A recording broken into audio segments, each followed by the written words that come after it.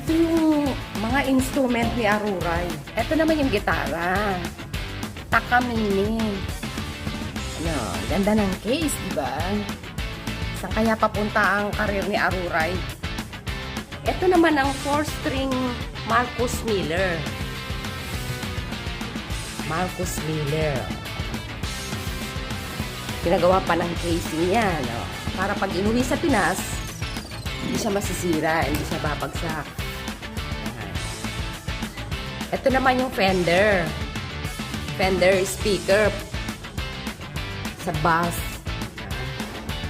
Ito yung ginagamit na speaker ni Aruray pag nagko-concert.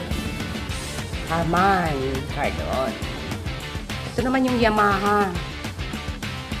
Classic yan. Classic naman. Classic guitar. Ito yung speaker para sa acoustic. Diba nakikita niyo si Aruray nag-acoustic? At ito ang mic. Ginagamit ni Aruray sa concert. Fusion series. Diyan ko nilalagay yung ano. Yan, yung cellphone. Para nababasa ko siya o kaya yung video.